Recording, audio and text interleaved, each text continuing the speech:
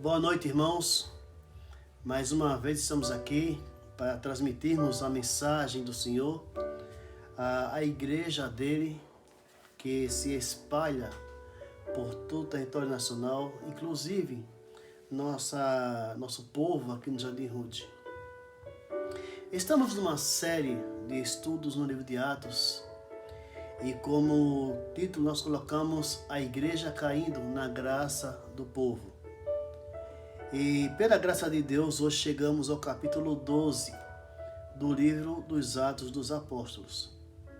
E convido você a abrir a sua Bíblia ou ligar o seu celular, usar os aplicativos que nós temos e acompanhar a leitura da Palavra de Deus, Atos 12, começando hoje pelo versículo 11.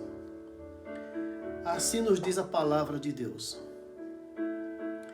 E Pedro, tornando a si, disse: Agora sei verdadeiramente que o Senhor enviou o seu anjo e me livrou da mão de Herodes e de tudo o que o povo dos judeus esperava.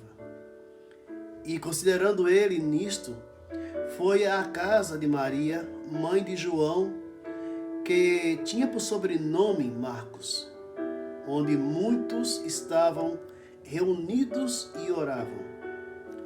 E batendo Pedro à porta do pátio, uma menina chamada Rode saiu a escutar.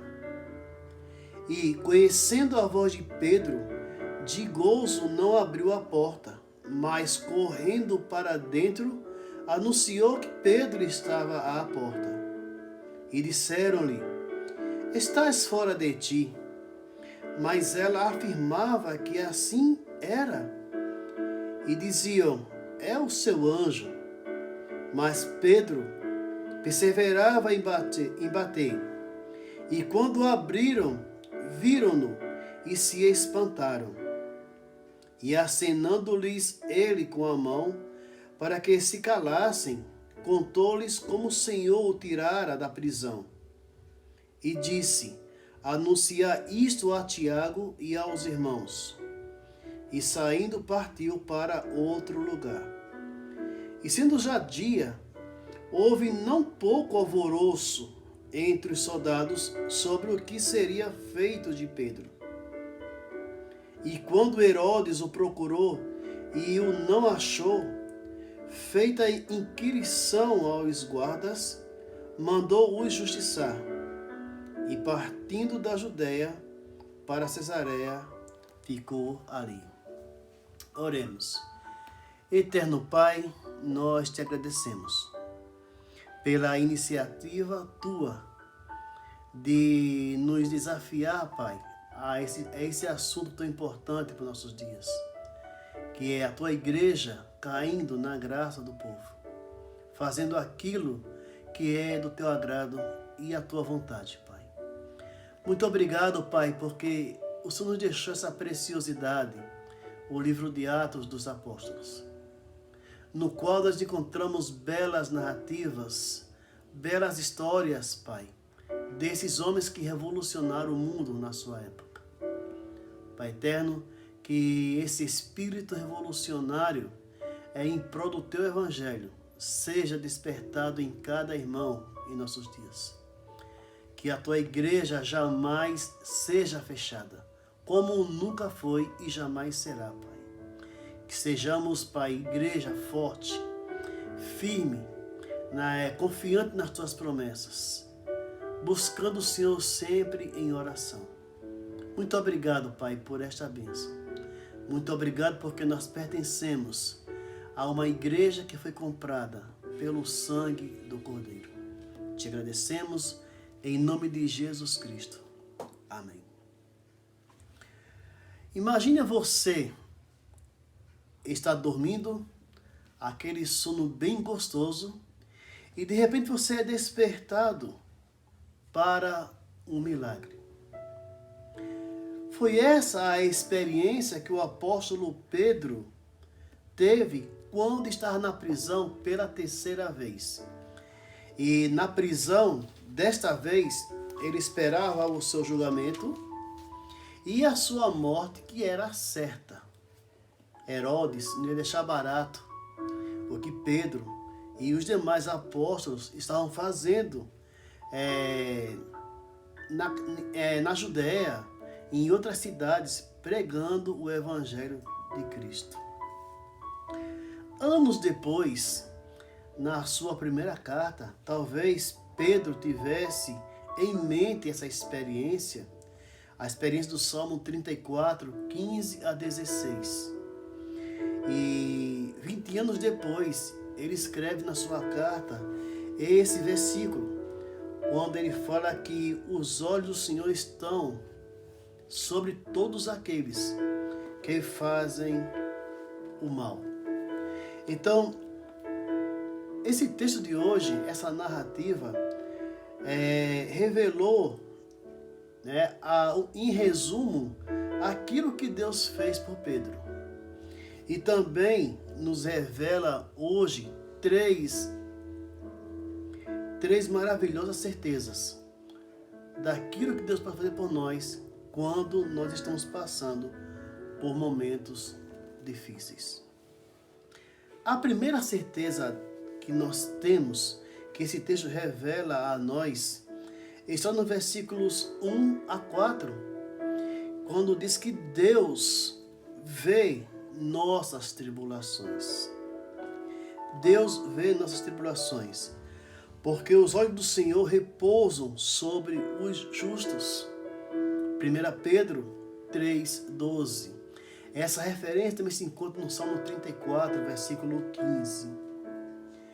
E queremos destacar aqui como essa família era encrenqueira, como essa família se metia em intrigas. Me refiro à família de Herodes. A começar pelo Herodes, o Grande, aquele que em Mateus 2,16 mandou matar todas as crianças de Belém. Herodes, o Antipas, ordenou a decapitação de João Batista, Mateus 14, 1 a 14. Lembramos a história quando Herodia dançava e sua filha pediu um presente a Herodes. E o presente que ela queria era a cabeça de João Batista numa bandeja. E Herodes, como tinha prometido aquilo a ela, não podia voltar atrás. E ele mandou decapitar João Batista. E agora nos deparamos com Herodes Agripa. Logo no versículo 2 do capítulo 12, o texto fala: e matou a espada Tiago, irmão de João. Esse Tiago é aquele que ele e João e a sua mãe se encontraram com Jesus Cristo. E ela pediu: Senhor, eu só quero que um desses meus filhos, um sente à tua direita e o outro à tua esquerda. E o Senhor diz para eles: vocês podem beber o cálice que está preparado para mim? Vocês estão preparados para sofrer o que eu vou sofrer? E eles disseram: sim. E a espada de Herodes era o cálice. Foi o cálice que Tiago experimentou, sendo ele o primeiro apóstolo a ser martirizado, pela fúria, do Império Romano. Se isso deixou os judeus contentes pela morte de Tiago, muito mais eles ficariam felizes com a prisão do apóstolo Pedro. E um detalhe interessante nessa prisão de Pedro é que nós temos aqui no versículo 4 que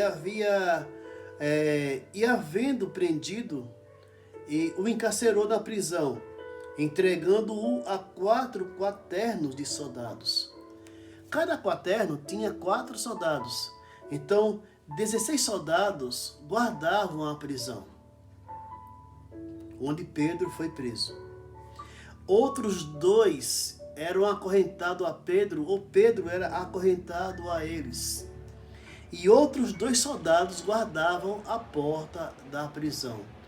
Ou seja, 20 soldados para guardar um só homem. E isso Herodes fazia na maior tranquilidade para agradar aos judeus. Era uma família, a de Herodes, desprezada pelos judeus, porque os judeus não aceitavam que edomitas, de onde vem a linhagem de Herodes, né, governasse sobre eles. Deus vê as nossas tribulações. Aí me vem à mente uma pergunta: por que Deus deixou que Tiago morresse e livrou Pedro? Não eram ambos servos do Altíssimo? Não eram ambos apóstolos? E a melhor resposta a essa pergunta eu encontro na vontade soberana de Deus. Haja o que houver no mundo, haja o que houver em nossas vidas, meus irmãos, Deus está no controle de tudo. Nada foge às suas mãos. Deus nunca é pego de surpresa.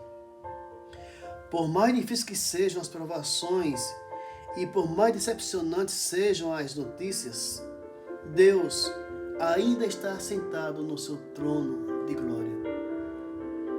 Vivemos momentos difíceis. A pandemia está causando muitos estragos no mundo inteiro. Mas eu quero deixar uma palavra a nós que somos cristãos, a Igreja de Cristo. Haja o que houver, Deus ainda está no controle, porque Ele vê nossas tribulações. Ele conhece tudo aquilo que nós passamos.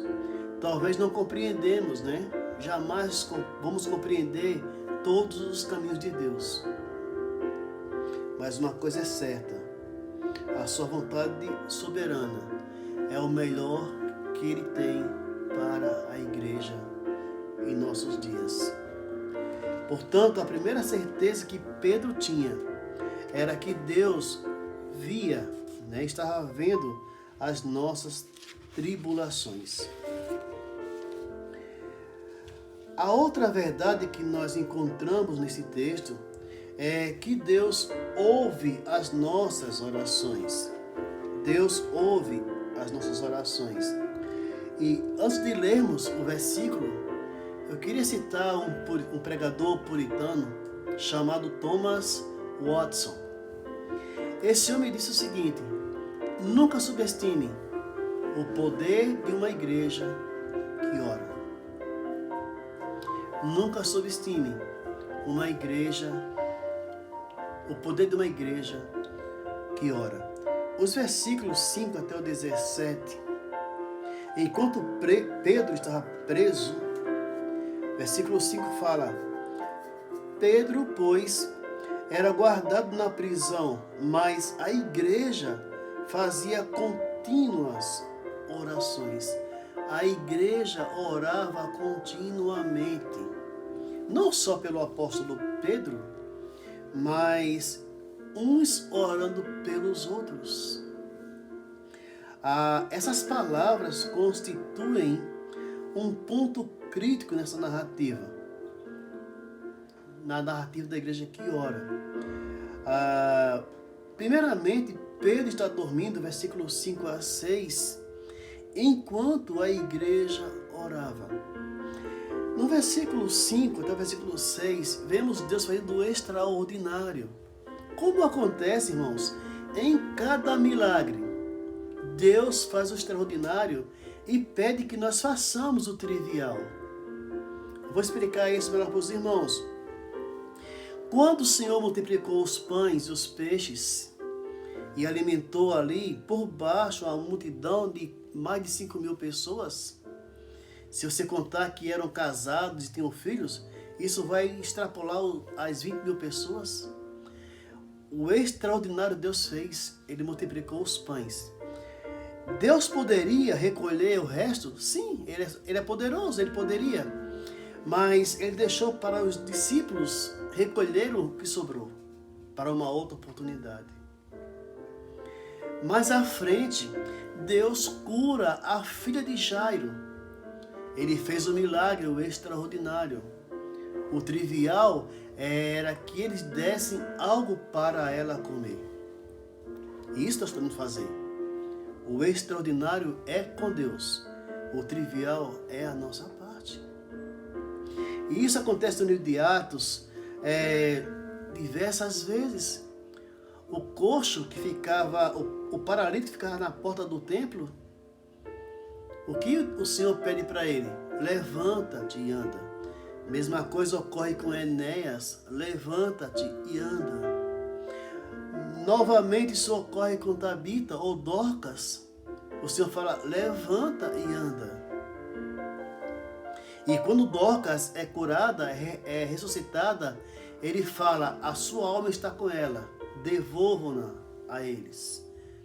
Então era simples, era o trivial.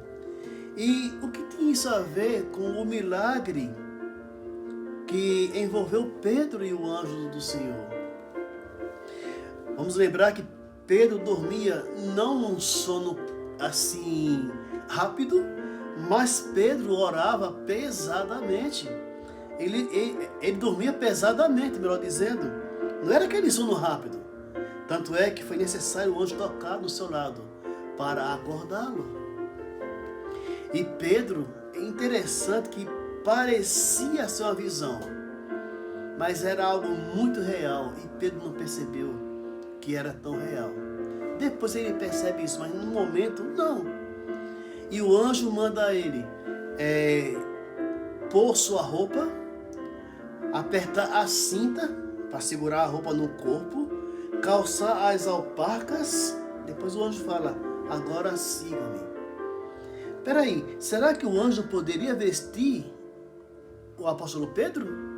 Poderia, mas o extraordinário Deus fez. Soltou Pedro, das algemas, ninguém viu nada que aconteceu, tá? Nem os soldados viram, mas o trivial, Deus ordena que Pedro fizesse. Vista a roupa, calce as suas alparcas, aperta o cinto, agora siga-me. Vamos nos acostumar com isso, irmãos. O milagre Deus faz, mas Ele sempre vai contar com a nossa parte. O trivial temos que fazer. Em toda a vida da igreja será assim. Quando você ora por alguma coisa e Deus te dá, Ele te pede o mínimo para que você faça. Pedro dorme pesadamente e o anjo conversando com ele. Mas o que deu essa tranquilidade a Pedro? Ora, meus irmãos, o Salmo 4, versículo 8, ele fala, em paz eu durmo, porque o Senhor está comigo. A tranquilidade de Pedro era porque ele estava repousando nas promessas de Deus. João capítulo 21, versículo 18 a 19, o Senhor fala que Pedro não seria morto, também não ia viver eternamente, mas não seria morto naquela prisão. E Pedro sabia disso. Por isso, a tranquilidade do sono de Pedro. Ele sabia que Herodes não ia matá-lo. Menos mal, tá? Porque Deus prometera que ele viveria longos dias, tá? E depois ele seria morto. Mas não era naquele momento. E isso tranquilizava Pedro. Como é bom descansarmos nas promessas de Deus. Como é bom descansarmos nas promessas de Deus. Aí dormimos tranquilos, sem que nada nos perturbe. Depois encontramos, nesses mesmos versículos 5 a 6, Pedro descansando nas suas promessas, tá? Herodes o prendeu, mas não mataria, como fez com Tiago. Pedro não sabia como seria livre, mas ele sabia que o livramento estava a caminho. Versículos 7 a 11, o milagre e o trivial, como explicamos há pouco tempo, o extraordinário é por conta de Deus. O trivial é por nossa conta. Vista suas roupas, aperte o cinto, calce suas alparcas e siga-me. Foi o que o anjo disse para Pedro. Versículo 12 a 16, acontece algo interessante. Pedro sai da prisão e de repente Pedro é, digamos assim, impedido de entrar numa reunião de oração, no culto de oração dos irmãos. E todos sabiam que daquela prisão ele não saía mais vivo. Mas Pedro fala, Lucas fala, e Pedro, tornando a si, disse: agora sei verdadeiramente que o Senhor enviou o seu anjo. A caminho da reunião de oração, Pedro reconheceu. Isso nos faz lembrar uma outra história bem interessante no Antigo Testamento. Lembram quando Jacó brigou com o anjo? E depois da briga lá com o anjo, ele reconheceu que tinha lutado com o próprio Deus. Pedro aqui, dormindo e sonhando, ele reconhece: verdadeiramente agora sei que o Senhor enviou o seu anjo e me livrou das mãos de Herodes. E bateu a porta da casa de Maria, mãe de João, irmão que tinha por sobrenome Marcos. E essa menina, chamada Rode, que traduzido quer dizer rosa, foi até a porta. E ela só ouviu a voz de Pedro, não chegou a ver o rosto de Pedro. E de alegria, você imagina a alegria que foi daquela menina. Não abriu a porta, a alegria era tanta, porque ela sabia que das mãos de Herodes, poucas pessoas escapariam vivas. E ela, com alegria enorme, foi correndo até os outros discípulos e apóstolos e disse: Pedro está na porta. E os discípulos incrédulos, orando, mas sem fé no poder de Deus, disseram à menina: você está fora de si? Não é Pedro, é o seu anjo. E Pedro insistia em bater na porta, até que eles foram e viram o rosto de Pedro. E ficaram atônitos, ficaram espantados pelo milagre que acontecera ao apóstolo Pedro. Ao sair da prisão, Pedro vai para um lugar apropriado. Para onde? Para a reunião de oração. A igreja orava incessantemente uns pelos outros.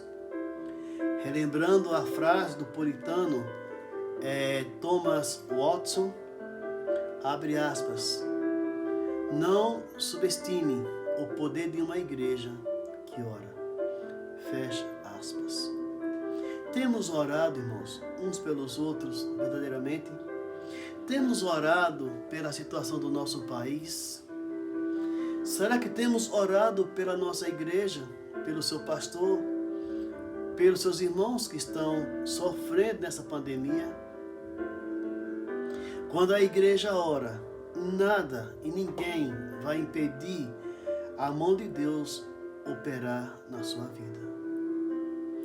Deus conhece nossas tribulações. Deus vê nossas tribulações. Deus ouve as nossas orações. O Salmo 34:15 diz: os seus ouvidos estão atentos à nossa súplica. Pedro repete isso na sua primeira carta, no capítulo 3, 20 anos depois, como alguém que tivesse passado por essa experiência tão difícil. A terceira certeza que nos encoraja para enfrentarmos tempos difíceis, que vemos no texto, Deus lida com nossos inimigos. Deus lida com nossos inimigos. Versículos 18 até o versículo 25.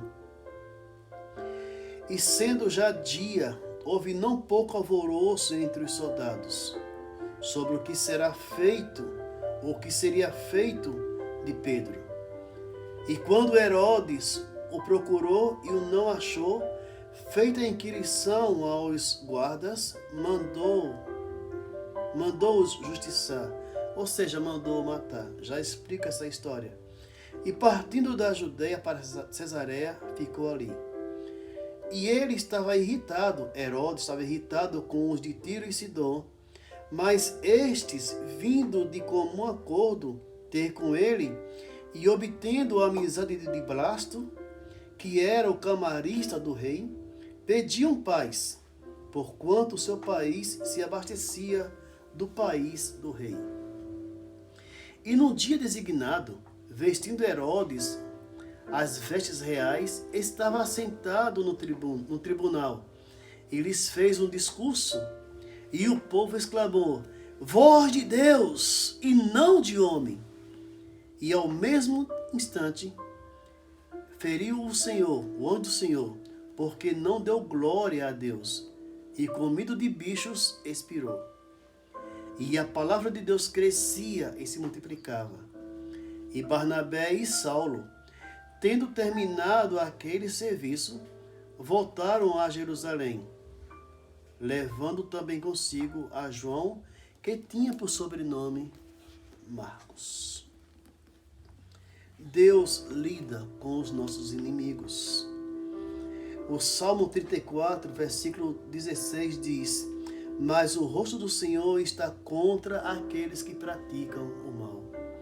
Mas o rosto do Senhor está contra aqueles que praticam o mal.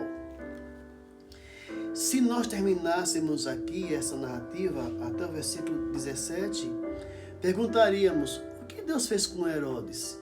O que aconteceu com Herodes? Ele aprontou tanto e saiu ileso, sem nenhum problema nessa situação toda. Herodes teve que prestar contas a Deus. Primeiramente, no versículo 18 e 19, era costume na lei romana que o guarda que estava guardando um preso e deixasse ele fugir, ele pagaria com a sua própria vida. Poderia ser açoitado, mas a maldade de Herodes era tão grande que ele jamais mandaria somente açoitar os guardas.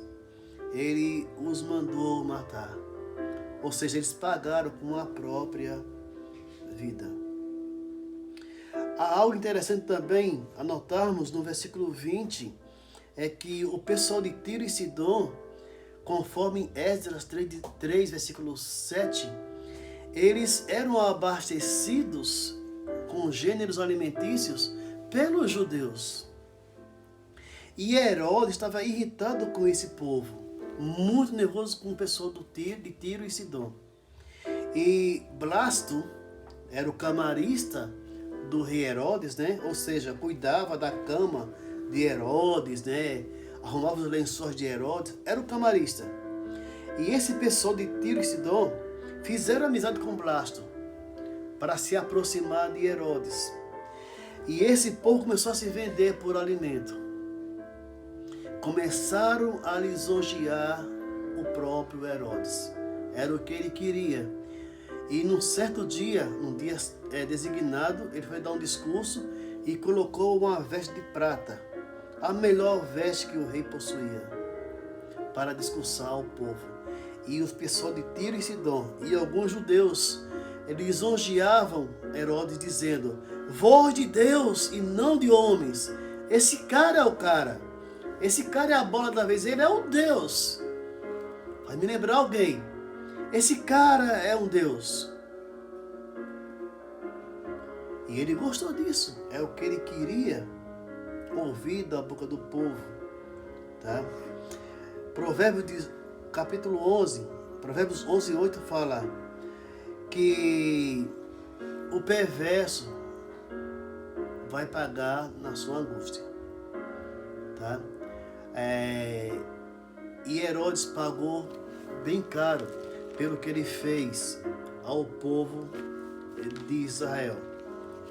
Eu vou ler essa referência porque ela é muito interessante. Provérbios 11, 8. O justo é liberto da angústia, e vem o ímpio para o seu lugar. Olha que interessante, irmãos. O justo é liberto da sua angústia. E para o lugar da angústia do justo vai o ímpio. Pedro pagou, tá? Ele foi liberto da sua angústia. E para o lugar de Pedro, Deus convocou simplesmente Herodes, Agripa, né? Tão cruel quanto seu tio, seu bisavô, seu tetra-avô. Era uma família desprezada, cheia de assassinos e de encrenqueiros. Blasto fez isso, tá? Aproximou o povo de Herodes com lisonjas. Flávio Joséfo, um historiador judeu, nós conhecemos assim a história dele, falou que quando Herodes pregava ou fazia o discurso, não é que Deus o matou no mesmo dia, na mesma hora, fulminou como ele fez com Ananias e Safira. Mas o historiador fala que Herodes, ele foi acometido por uma doença intestinal. Vocês se lembram que quando feriram o Bolsonaro, o agressor pôs a faca no corpo dele e virou a faca para cortar o intestino do Bolsonaro. Sem querer entrar em detalhes, quando perfura o intestino, tudo que tem no intestino, desculpa a expressão, as fezes vão tomar conta do seu corpo e gerar uma infecção generalizada. Se não tratada a tempo, a pessoa agredida pode morrer. E o Flávio José fala que Deus mandou essa doença para Herodes. E 5 dias depois, Herodes entrou em óbito. Ou seja, se as fezes saíram do intestino e ficaram dentro dele, claro que os bichos estavam ali dentro, acabando com ele por dentro. Isaías é taxativo em dizer que a glória pertence ao Senhor. Isaías capítulo 42, 8 e 42, 11. Minha é a glória, e eu não vou dar essa glória a outro. Deus está dizendo isso. A glória é de Deus. E a sua glória ele não divide com homem nenhum. Herodes queria a glória para si, a glória de Deus. Mas Deus cobrou um preço caro de Herodes, a sua própria vida. Depois de todo esse reboliço em Jerusalém, a igreja crescia, a palavra de Deus crescia e se multiplicava. Porque viam que havia na cidade um povo diferente, que levava Deus a sério, que levava a palavra de Deus a sério. É o que nós precisamos de hoje, irmãos, em nossos dias. Levarmos a palavra de Deus a sério.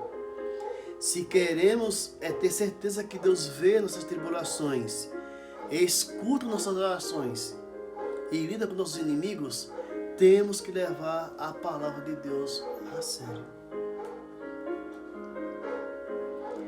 O texto de Atos capítulo 12 nos deixa essas 3 maravilhosas certezas, que nós tomemos posse delas. E especialmente, irmãos, nós descansemos nas promessas do nosso Deus. A igreja daquela época não tinha qualquer influência política. A igreja daquela época não tinha amigos em altos escalões para que mexesse os pauzinhos a seu favor. A igreja não se vendia naquela época por um punhado de comida. É diferente da igreja que nós vemos hoje, que precisa de alguém na política ou alguém de fora do seu contexto que mexa os pauzinhos a seu favor. A igreja daquela época era uma igreja de oração, era um povo de oração, que sabia que Deus podia resolver seus problemas. Era um povo que sabia que Deus está no seu trono, mais elevado trono de glória. Deus é Deus nessa pandemia. Deus não mudou nada. Que nós acreditemos nessas promessas. Assim como Pedro acreditou e dormia tranquilamente, até o anjo despertá-lo para o milagre.